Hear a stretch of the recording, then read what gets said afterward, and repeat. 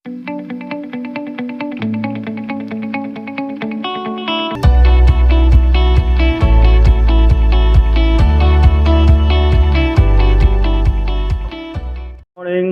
How are you?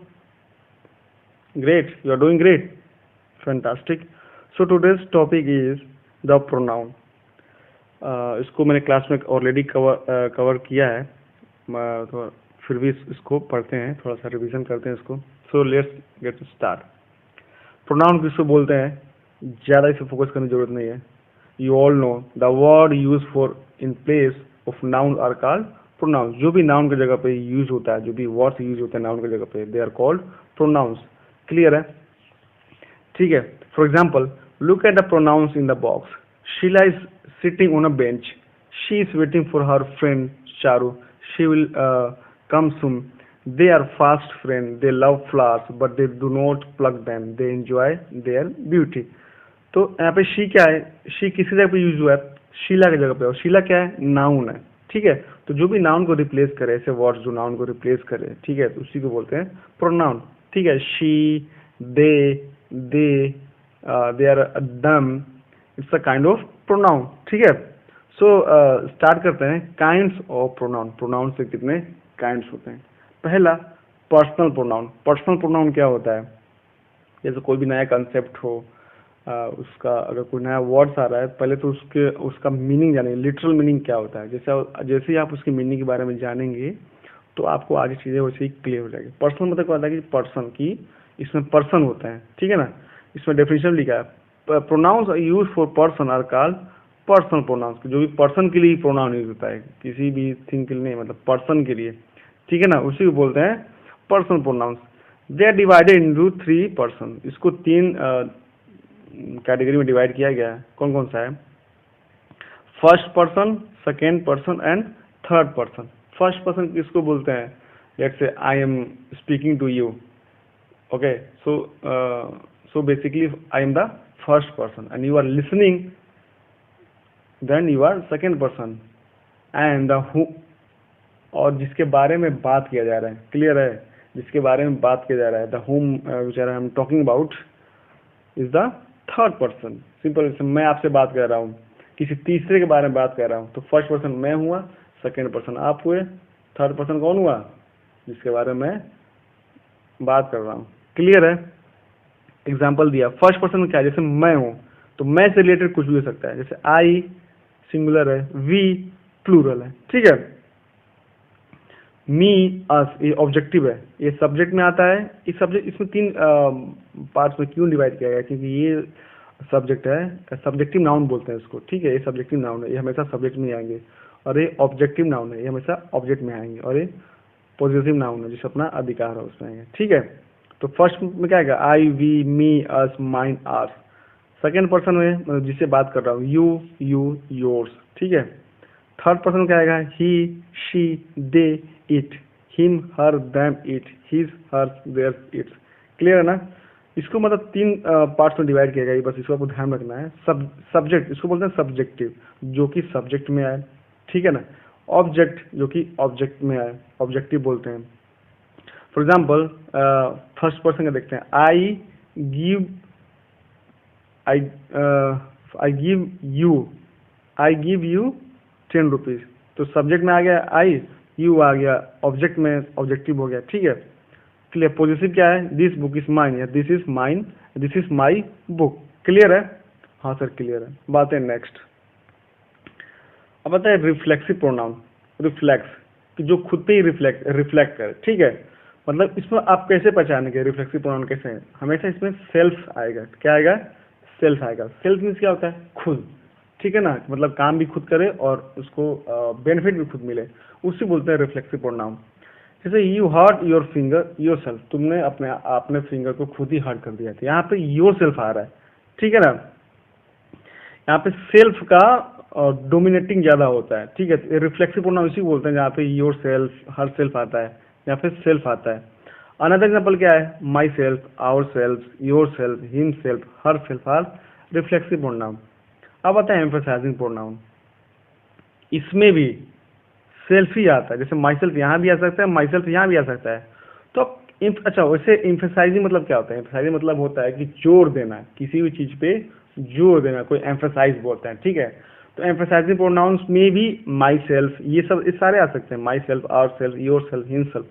लेकिन आप पहचानेंगे कैसे कि कौन सा रिफ्लेक्सिव प्रोनाउन है, कौन सा एम्फेसाइजिंग प्रोनाउन है? दोनों में डिफरेंस कैसे कैसे पहचानेंगे? देखिए, इसमें मेन जो डिफरेंस है, कभी भी रिफ्लेक्सिव प्रोनाउन में जो भी रिफ्लेक्सिव प्रोनाउन आता है वो हमेशा वर्ब के बाद ही आता है, ठीक है।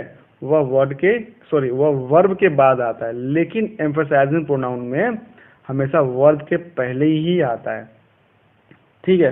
जैसे दोनों में अंतर है। जैसे रिफ्लेक्सिव प्रोनाउन क्या होता है कि राम यह काम खुद करेगा, तो Ram will do this work himself, Ram will do his work himself, यहाँ पे हिमसेल्फ आ रहा है, राम यह काम खुद करेगा, ठीक है ना। इसमें हम थोड़ा सा हो सकता है कि राम की जगह पे कोई और भी कर सकता है, ठीक है। जैसे बोलता है ना कि आप जैसे सर, जैसे मैं बोलता हूँ आप होमवर्क कर लेना, ठीक है सर, होमवर्क मैं खुद ही कर लूंगा। तो देखिए, बोलने के टोन में भी डिफरेंस आ रहा है। लेकिन जैसे मैं बोलूँ नहीं सर, ये काम मैं खुद ही करूंगा, ये खुद ही मैं काम करूंगा, दोनों में डिफरेंस है। ये खुद ही मैं काम करूंगा, तो यहाँ पे हम थोड़ा सा मैं एम्फसाइज कर रहा हूँ, मैं खुद को नहीं, अब इसमें कोई ऑप्शन नहीं है, मैं खुद ही करूंगा और कोई नहीं करेगा, क्लियर है। तो यहाँ पे जब भी एम्फसाइज करते हैं खुद को या किसी और को, तो उसको बोलते हैं एम्फसाइजिंग प्रोनाउन, और ये हमेशा ही वर्ब के पहले आता है। जैसे I myself will do my homework, तो यहाँ पे मैं एम्फसाइज कर रहा हूँ, मैं खुद ही ये काम करूंगा और मैं काम खुद करूंगा, दोनों डिफरेंस है। मैं काम खुद करूंगा, रिफ्लेक्सिव का मैं खुद ही एक काम करूंगा, यह हो गया हमारा एम्फसाइजिंग प्रोनाउन, क्लियर हो गया। दोनों में सेम प्रोनाउंस होते हैं, बस डिफरेंस है कि उसके यूज पे, ठीक है ना।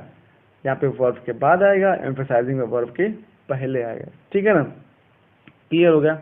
अब आता है डेमोन्स्ट्रेटिव प्रोनाउन। जैसे आपको बताया था, डेमो मीन्स क्या होता है, दिखना, दिखाना, पॉइंट आउट करना। तो ये भी जो भी ऐसे प्रोनाउन जो भी नाउन को डेमोन्स्ट्रेट करते हैं, डिटरमाइन करते हैं, वो बोलते हैं डेमोन्स्ट्रेटिव प्रोनाउन। चार ही होते हैं हमेशा, this, that, these and those. इसमें कंफ्यूजन आपको बिल्कुल नहीं होना चाहिए कि दिस कहाँ पे लगता है, दैट कहाँ पे लगता है, दीज कहाँ पे लगता है, दोज कहाँ पे लगता है, क्लियर है ना। हाँ, इसी को डेमोन्स्ट्रेटिव प्रोनाउन बोलते हैं कि हम किसी पॉइंट आउट करते हैं किसी भी नाउन को, नाउन मतलब थिंग, प्लेस, पर्सन या एनिमल्स को पॉइंट आउट करते हैं, तो they are called demonstrative pronoun. और केवल चार ही होते हैं, these, that, these and those, clear है। इंटेरोगेटिव प्रोनाउन सबसे आसान। इंटेरोगेशन में क्या होता है, क्वेश्चन, जहाँ भी क्वेश्चन आए और जहाँ भी डब्ल्यू से स्टार्ट हो। जैसे example, who is knocking at the door, ठीक है, विच इज योर हाउस, ठीक है। रिमेंबर, सो कुछ देखते हैं क्या दिया है। The pronouns use for asking question about person, animals और things are called interrogative pronoun, ठीक है। This are use in the beginning of sentence, of course, ठीक है ना। ऐसे ऐसे नाउन, ऐसे प्रोनाउन जो भी क्वेश्चंस के लिए पूछने के लिए यूज होते हैं, वो क्या होता है, इंटेरोगेटिव प्रोनाउन, ठीक है, क्लियर है ना। ये तो आपको शब्द से इस वाले इंटेरोगेटिव वर्ड से पता चल गया होगा कि क्या है, क्लियर है ना। रिफ्लेक्सिव, जहाँ पे खुद ही आए, सेल्फ इसमें भी आए, और माई सेल्फ इसमें भी आए। डिफरेंस क्या है, ये वर्ब के बाद आएगा और ये वर्ब के पहले आएगा। इसमें थोड़ा इम्फेसाइज करते हैं, खुद का ही महत्व ज़्यादा बताते हैं, ठीक है। डेमोन्स्ट्रेटिव पॉइंट आउट करते हैं नाउन को, ठीक है। इंटरोगेटिव यहाँ पे क्वेश्चन पूछते हैं, क्लियर है। अब आता है इनडेफिनिट प्रोनाउन। सिंपल वर्ड से पकड़िए, इनडेफिनिट मीन्स क्या होता है, जो कि डेफिनिट नहीं है, जो कि निश्चित नहीं है, ठीक है ना। जो भी ऐसे ऐसे प्रोनाउन जो कि निश्चित नहीं है, उसी को बोलते हैं इनडेफिनिट प्रोनाउन। बहुत सारे, जैसे सम से ही मिलेनियर, कुछ लोग उसको लखपति बोलते हैं। तो कुछ यहाँ पे क्या है, देखिए यहाँ पे कंफर्म नहीं कौन बोलता है, आर्यन बोलता है, अविनाश बोलता है, आदित्य बोलता है, आदर्श बोलता है, कौन बोलता है नहीं पता है, ठीक है ना। तो कुछ बोलते हैं यहाँ पे, तो इनडेफिनिट है, हमको यहाँ पे प्रॉपर नहीं पता कि कौन बोलता है। तो कुछ लोग बोलते हैं, तो यहाँ पे हमने क्या सबके लिए यूज क्या कर लिया, सम यूज किया, और हमारे पास क्लियर डेटा नहीं है कि कौन बोलता है, ठीक है, इसलिए उसको इनडेफिनिट बोलते हैं, क्लियर है। तो one does what one life. अब वन के बारे में थोड़ा सा मैं अलग से एक वीडियो बनाऊंगा, वन कहाँ पे यूज होता है, वन सेल्फ, वन, ठीक है ना। कि कोई आदमी वही करता है जिसको कोई कुछ पसंद हो, कौन है, कोई है, कुछ भी क्लियर नहीं है, तो this is called indefinite pronouns. Third क्या है, many were invited but few of them came. कि बहुत सारे को बुलाया था लेकिन कुछ ही यहाँ पे आ पाए, तो कौन आया, किसको बुलाया गया था, कौन आया, this is not clear, again this is indefinite pronoun. All were ड्राउन्ड and non could be saved, कि बहुत सारे लोग डूब गए, सारे डूब गए और कोई भी नहीं बचा, तो कौन डूबा कौन बचा डेटा क्लियर नहीं, again it's indefinite pronoun. Little has been lost but much has been saved, ठीक है ना। तो इस तरीके के जो भी प्रोनाउन है जिससे हमें कोई एग्जैक्ट डेफिनिट होने का पता ना चले, उसी को बोलते हैं इंडेफिनिट प्रोनाउन। क्लियर है। एग्जाम्पल है some, any, one, many, few, all, none, little, much etcetera. Clear है। अब आता है डिस्ट्रीब्यूटिव प्रोनाउन। इसमें क्या है, when the pronoun is either neither prefer to a person or thing at a one at a time, यहाँ पे ये वाला बहुत अच्छी पॉइंट है, one at a time।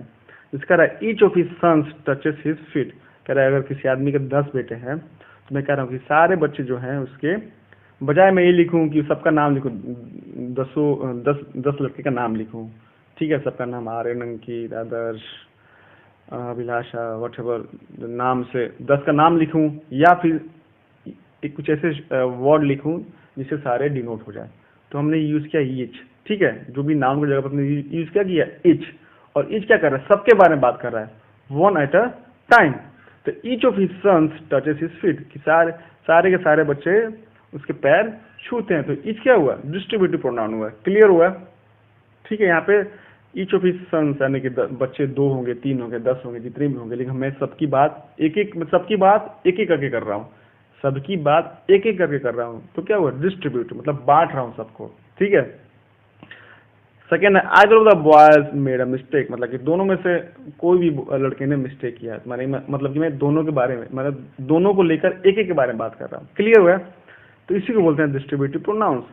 Last है रेसिप्रोकल प्रोनाउन। रेसिप्रोकल क्या होता है आपको पता ही होगा, ऑपोजिट या परस्पर, आपसी, इसको बोलते हैं रेसिप्रोकल। जैसे मैं आपको कुछ दूं तो बदले में आप मुझे कुछ दें, इसी को बोलते हैं रेसिप्रोसिटी कंसेप्ट। एग्जांपल है Meenu and Chinu love each other, ठीक है ना। मीनू और चीनू एक दूसरे को प्यार करते हैं, तो यहाँ पे एक दूसरे को क्या है, ये क्या है, एक तरह से म्यूचुअल है, ठीक है ना।